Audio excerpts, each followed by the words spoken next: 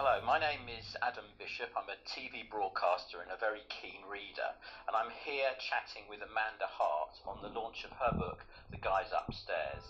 A book I've read and loved, and it's a pretty wild story, the story of Amanda's life, covering such subjects as abandonment, kidnapping, death threats, and an affair with quite a well-known TV personality who we might or might not name later. Amanda, it is actually a tough story. What made you decide to write the book? Well, I don't think I had any choice really. I was asked to write it several years ago, and I kind of got to a point in my life where I had become unwell.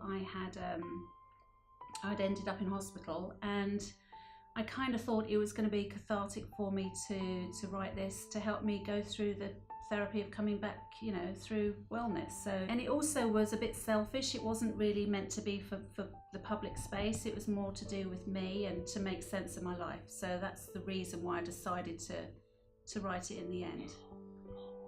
Was it easy to write? Did it flow out of you? No, it was the most difficult thing. I started with the understanding that I just wanted to go with, just bare the bones of my soul.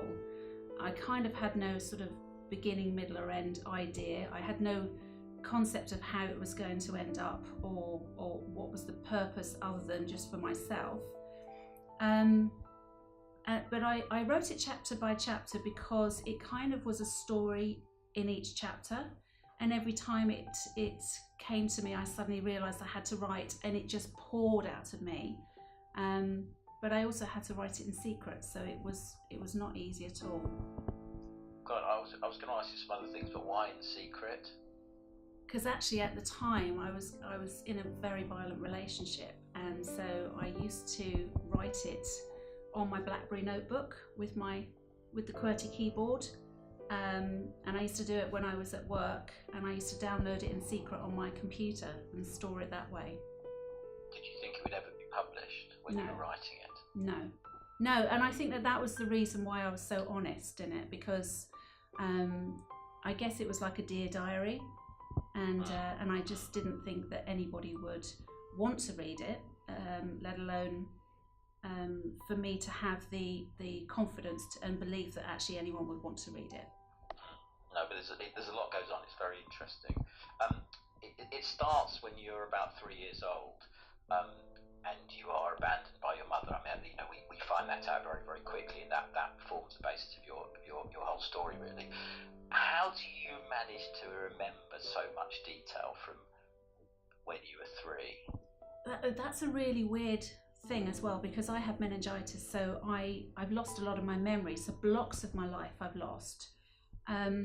But all I do know is that we tend to retain memory when there's really impactful emotion attached to it. So there are certain significant flashes which are almost like it's played out on a television screen, back of my childhood, where I can remember it detail for detail. So yeah, I things like that, when it's very emotional, then I would have remembered it. Some of the really, really dark stuff I've kind of blanked out, so it just depends on what's been retained.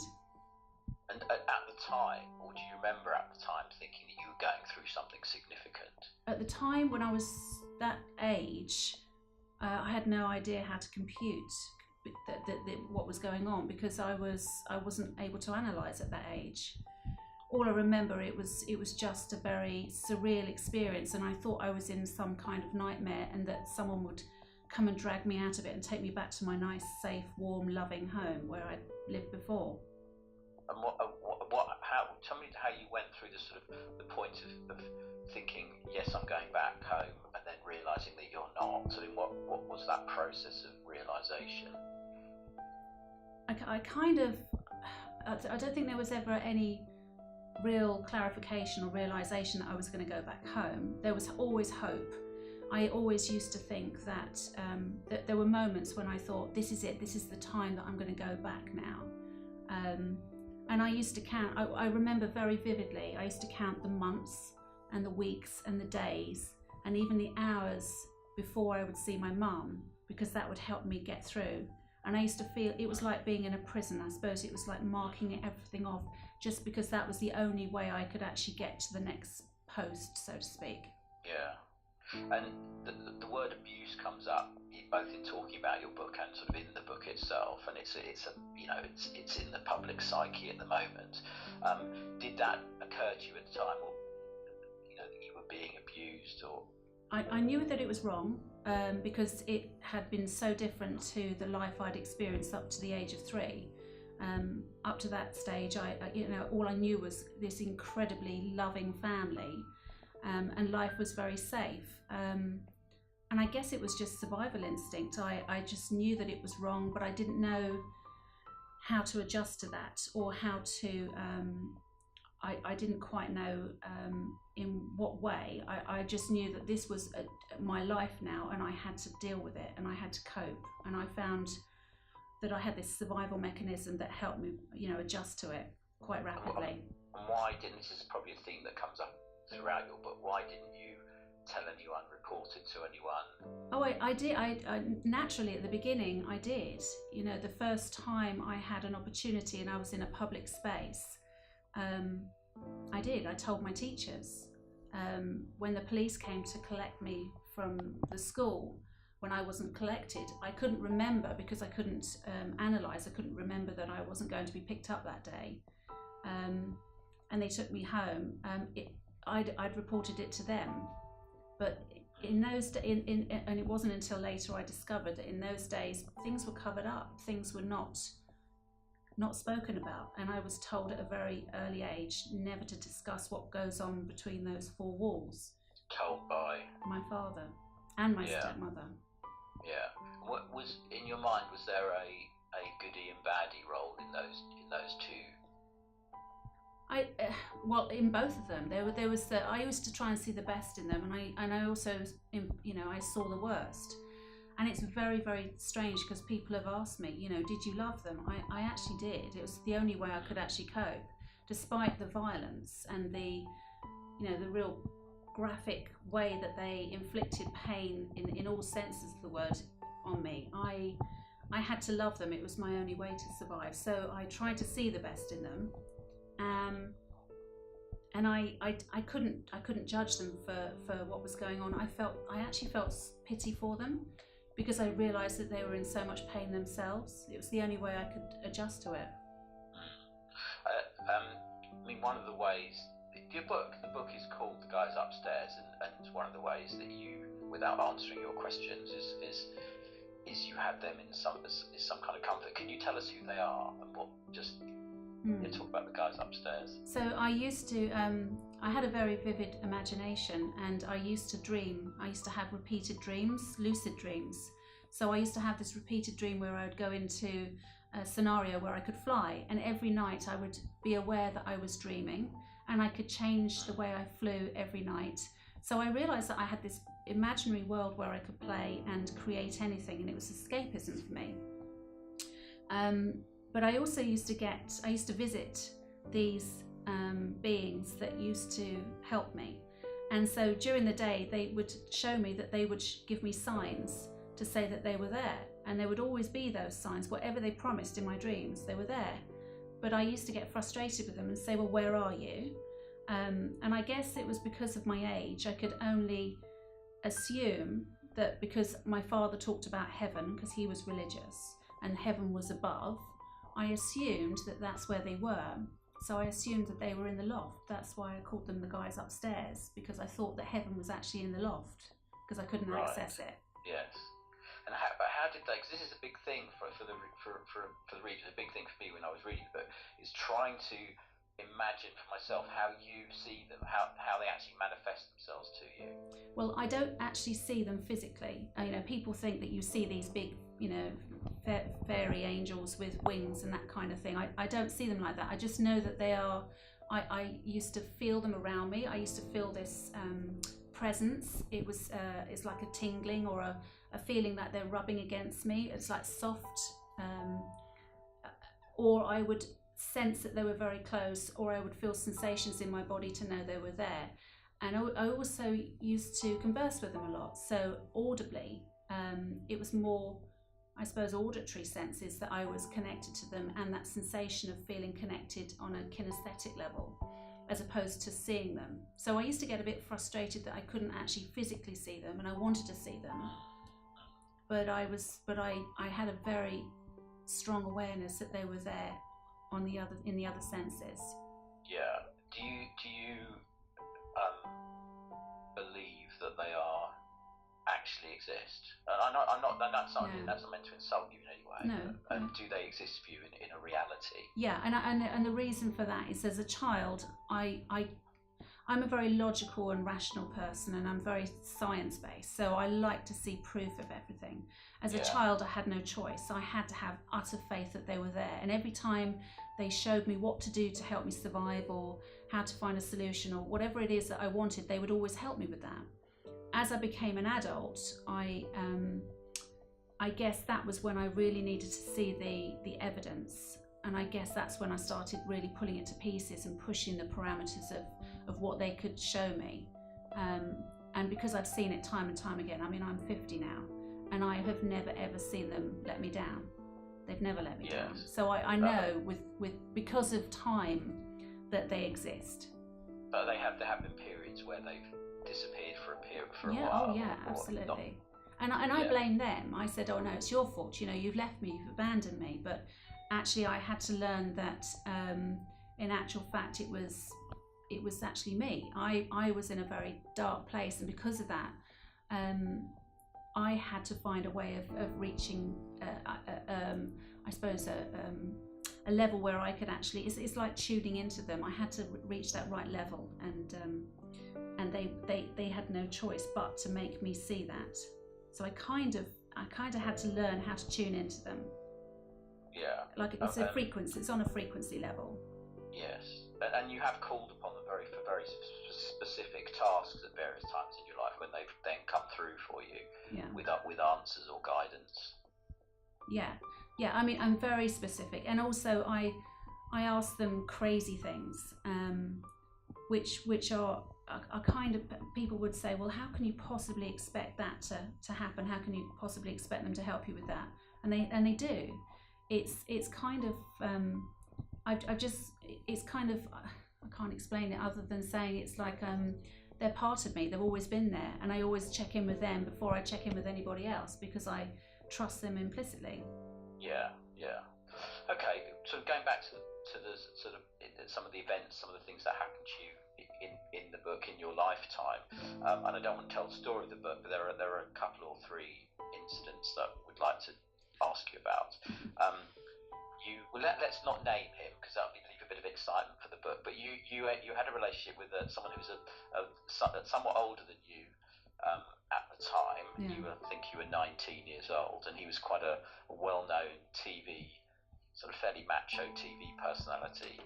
I think you said, well, you tell me what that was all about for you, what that relationship was for you. Well, it was a difficult time, because I just lost my father, and a lot of people would say, well, he was violent towards you, he caused you hell, and it should have been a release for you, but it wasn't, because losing somebody that you love, there's the confusion, but there is also the anger as well that's left with you, because you have so many unanswered questions. Why did that happen, and how do I make sense of my life now?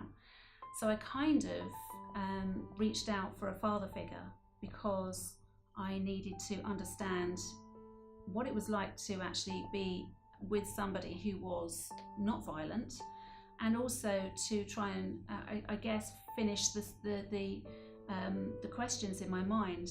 But it didn't quite work like that, because obviously, as you realise, it's just trying to fill a void with something that's the plaster for the wound. It's not going to heal. It was more from a father figure point of view, and it was very flattering. I mean, he was 42. He was actually the same age as my mother, and he was my pin-up. He was actually, and I was never really one as a child to have that kind of hankering after anybody. But he was like the typical macho, kind of guy, and he looked very much like my father. So I guess it was inevitable I'd end up with him. Yeah, and actually, despite his macho-ness, he probably was someone that didn't abuse you. He was really quite nice to you.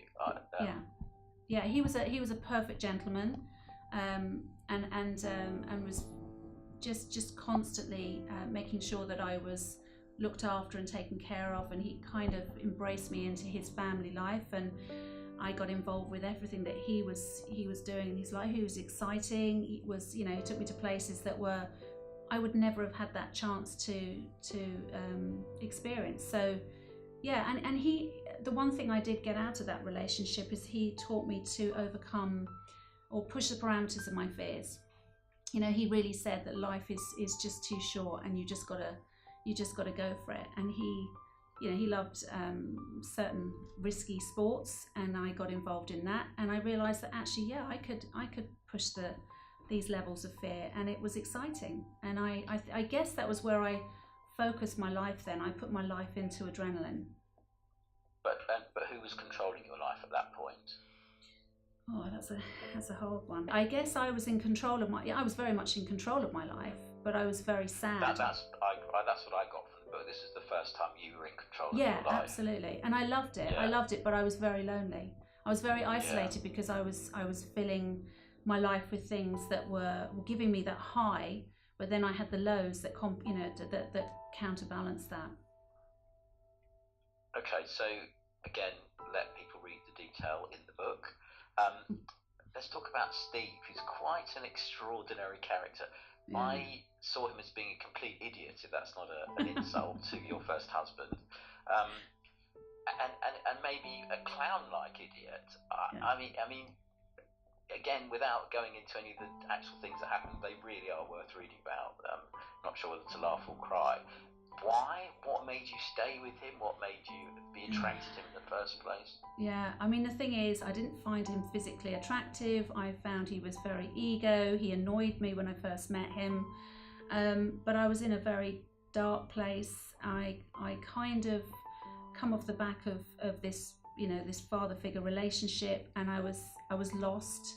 And I was seeking more adrenaline. I needed that adrenaline, and he was offering, because he was a real salesman.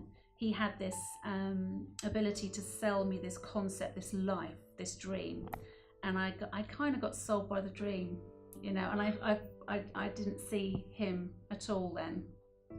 And he ultimately let you down in the most incredible way. And put me in danger in the most horrific way, and I guess I started to then see, as I peeled away the mask, that this was a very weak and very misguided man that needed to live off me, because I was actually the strong one. So it kind of helped me to see that I was strong in many ways.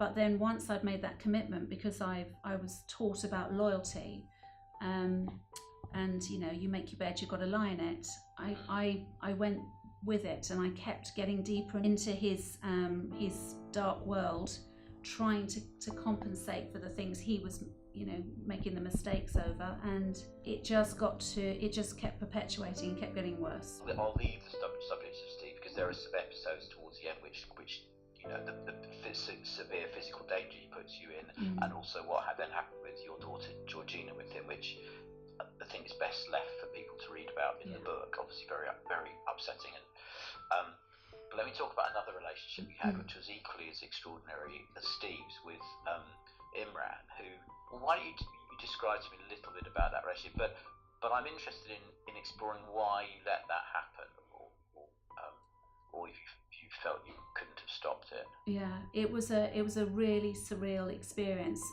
1 minute, I was there as a mum trying to survive, single mum. I had a 2-year-old daughter. I was she was 3 at the time, just coming 3, and I was trying to make the best of life. And then suddenly there was this neighbour that became hostile, aggressive, threatening, abusive, blackmailing, and it was no longer just me. It was I had to protect this little girl of mine, and so I felt I'd lost control. That's when I ultimately felt I'd lost all control.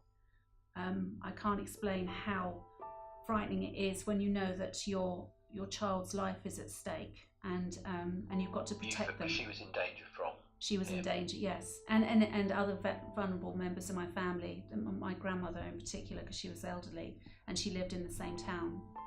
And so you placated him how? I did whatever I could to appease him. And he, in love with you? Or? He was obsessed. He was a psychopath. It was before the harassment law was passed, so there was very little the police could do on a daily basis to protect, and there's very little my family could do. We were powerless, and he hounded us daily and all day long, and in a way that was just it just ground us down to the point where you become so frightened that you won't even leave your room. At one point I was crawling on my hands and knees from one room to the other because of fear of being seen or caught or murdered by him, because that was what he used to threaten.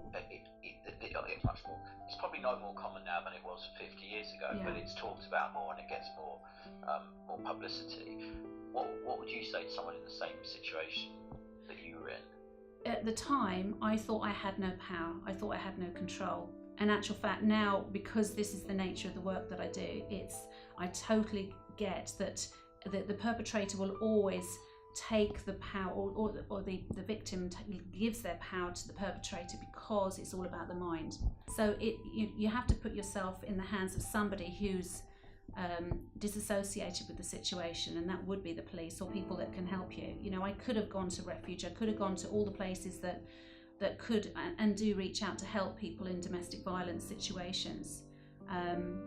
But for me, I get why so many women stay in violent relationships, and it's because they are protecting those that are vulnerable, when in actual fact eventually they have to leave because they have no choice, and they've got to such a terrible stage that they've had no choice but to go. But I guess it is all about the mind. They're trying to convince themselves that if they keep appeasing the monster, that person they'll be safe. So you have to detach yourself. You have to find some way of getting to safety so that other people can actually take over, because they're not connected to your mind.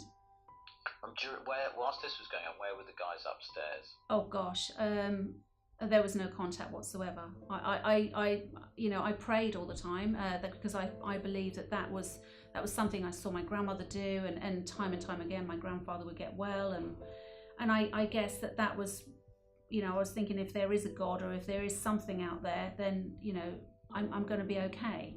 And I kind of felt that they were there, but right in the background.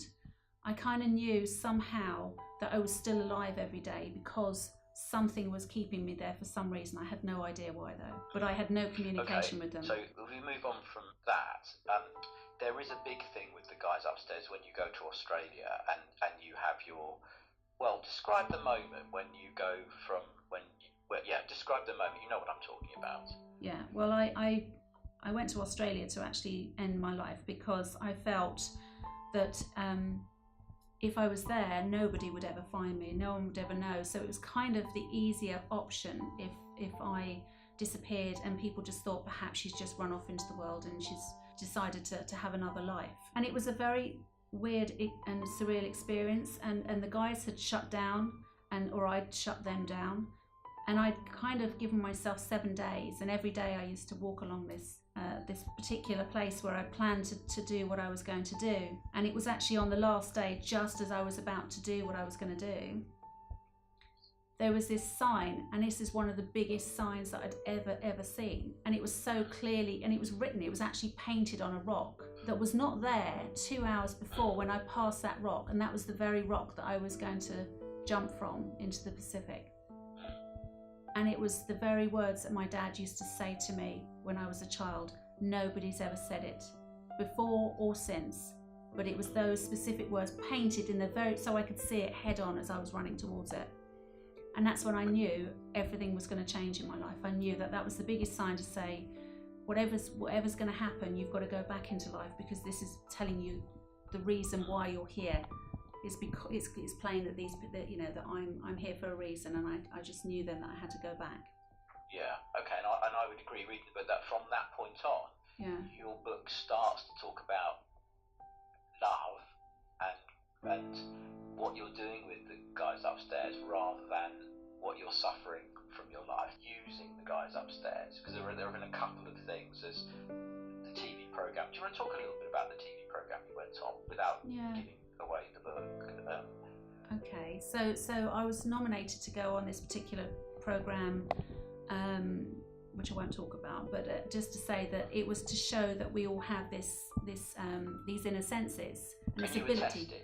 Yeah, I was tested, but I've had no formal training. But I knew as a child I did this all the time. It was just very natural for me. So I kind of thought, well, okay, I'll go and do this. But then I was suddenly sitting with other contestants who formally trained, performed this on stage in front of 4,000 people.